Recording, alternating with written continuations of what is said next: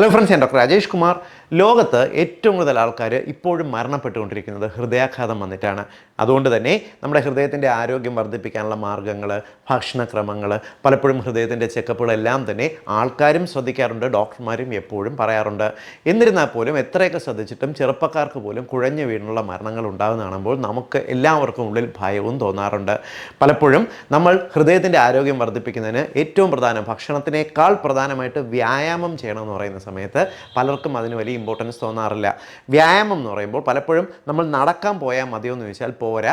നമ്മളത് ശരീരത്തിൻ്റെ മസിലുകളുടെ ഒരു ഫിറ്റ്നസ്സിന് വർദ്ധിപ്പിക്കാനുള്ള, പ്രത്യേകിച്ച് റെസിസ്റ്റൻ്റ് എക്സസൈസുകൾ ചെയ്യണമെന്ന് പറയുമ്പോൾ പലർക്കും മടിയാണ്. പ്രത്യേകിച്ച് ഒരു 50 വയസ്സ് കഴിഞ്ഞ സ്ത്രീകളോടോ പുരുഷന്മാരോടോ നിങ്ങളൊരു ജിമ്മിൽ പോയി വ്യായാമം ചെയ്യുമെന്ന് പറയുമ്പോൾ അയ്യോ, ജിമ്മിലോ, ഞാനോ, ഈ പ്രായത്തിലോ, ഇനി എങ്ങനെ എന്ന് ചിന്തിക്കുന്നവരുണ്ട്.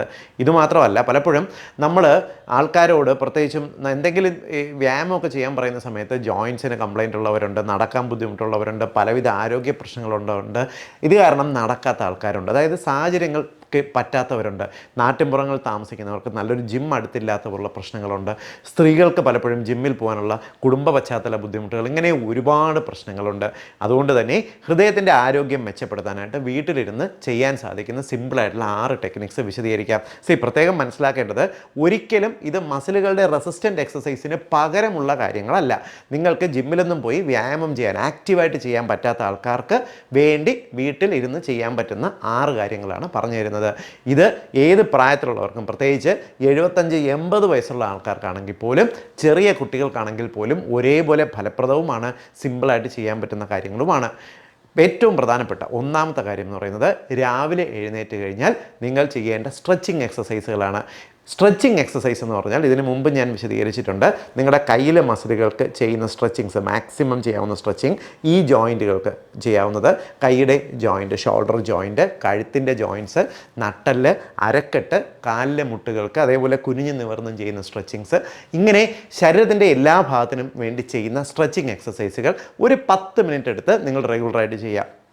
സപ്പോസ് നിങ്ങൾ നടക്കാൻ പോകുന്നവരാണെങ്കിൽ പോലും സ്ട്രെച്ചിങ് എക്സസൈസുകൾ ചെയ്തതിന് ശേഷം നിങ്ങൾ ചെയ്യുന്നുണ്ടെങ്കിൽ നിങ്ങളുടെ ഹൃദയത്തിൻ്റെ പ്രവർത്തനം ആക്റ്റീവ് ആകുകയും ഹൃദയത്തിൻ്റെ മിടിപ്പ് കൃത്യമാകുകയും രക്ത ഓട്ടം കറക്റ്റായിട്ട് പമ്പ് ചെയ്യപ്പെടുകയും ചെയ്യുന്നതിന് സഹായിക്കും.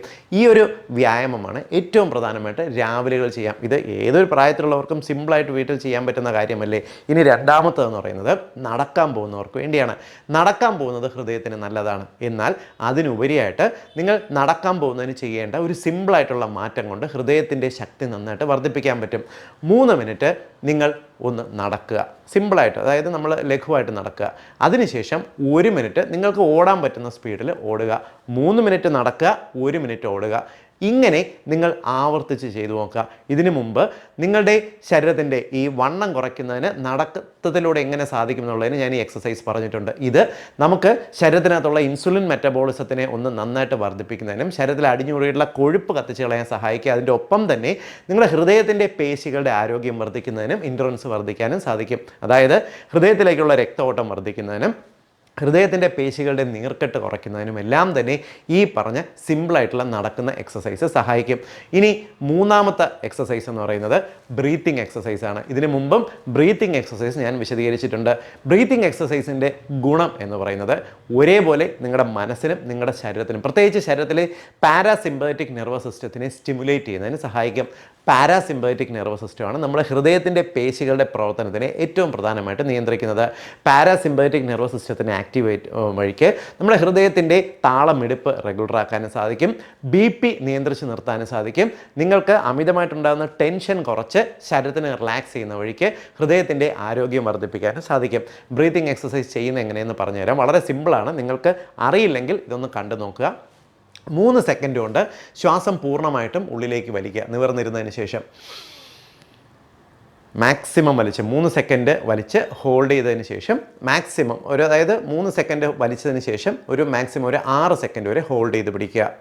6 സെക്കൻഡ് ഹോൾഡ് ചെയ്തതിന് ശേഷം അടുത്ത 7 സെക്കൻഡ് കൊണ്ട് ഗ്രാജുവലി, അതായത് എത്രത്തോളം പതിയെ മൂക്കിലൂടെ പുറത്തേക്ക് വിടാൻ പറ്റുമോ അത്രത്തോളം പതിയെ പുറത്തേക്ക് വിടുക. ഞാനത് കാണിച്ചു തരാം. 3 സെക്കൻഡ് കൊണ്ട് മാക്സിമം വലിച്ചു. ഇനി 6 സെക്കൻഡ് ഹോൾഡ് ചെയ്ത് പിടിക്കുക.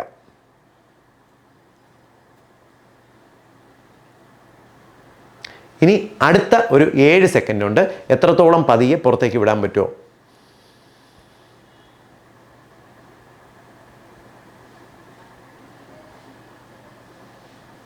ഈ ചെയ്യുന്നതാണ് ഒരു ബ്രീത്തിങ് സൈക്കിള്. ഇങ്ങനെ ദിവസത്തിൽ 3 നേരം ചെയ്താൽ നല്ലതാണ്.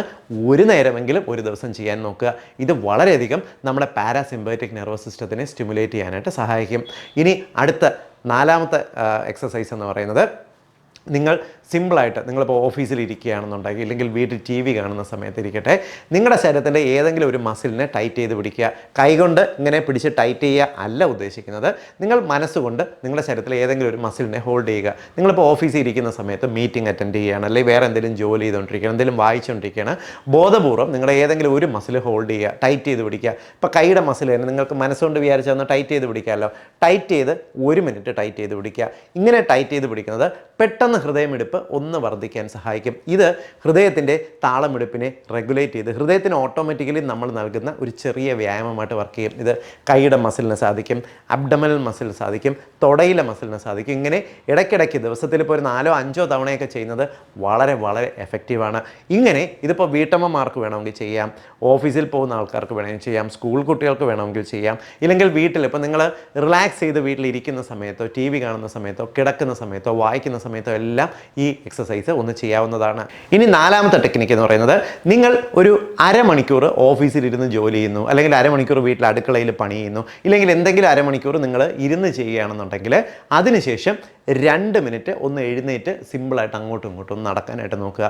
ഇത് വളരെ എഫക്റ്റീവാണ്. നമ്മളിപ്പോൾ ഓഫീസിലൊക്കെ ഇരിക്കുന്ന സമയത്ത് നമ്മൾ പലപ്പോഴും പറയാറുണ്ടല്ലേ, നമ്മളൊന്ന് ശരീരം ഒന്ന് റിലാക്സ് ചെയ്യുന്നതിന് നിങ്ങളൊരു അരമണിക്കൂർ ഇരുന്നതിന് ശേഷം നടക്കുക എന്ന് പറയുന്നത്. എന്നാൽ അത് ഹൃദയത്തിന് ഏറെ ബെനിഫിഷ്യലാണെന്ന് പല പഠനങ്ങളും കണ്ടിട്ടുണ്ട്.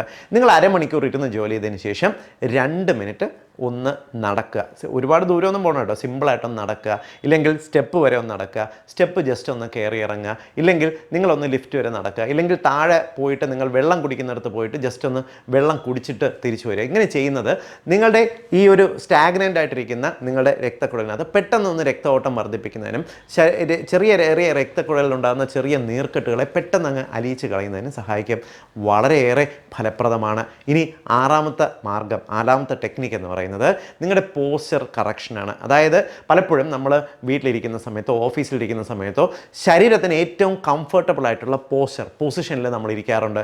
ചിലപ്പോൾ ചാരി ഇരുന്നു എന്ന് വരാം, കാലുകൾ പൊക്കി വെച്ചിരുന്നു എന്ന് വരാം, കാലുകൾ മേശപ്പുറത്ത് വെച്ചിരുന്നു എന്ന് വരാം, ടീപ്പോയിൽ വെച്ചിരുന്നു എന്ന് വരാം. ഇങ്ങനെ നമ്മളിരിക്കുന്ന പോസ്ചറിൻ്റെ പൊസിഷൻസ് നമ്മുടെ ഹൃദയത്തിന് അത്ര നല്ലതല്ല.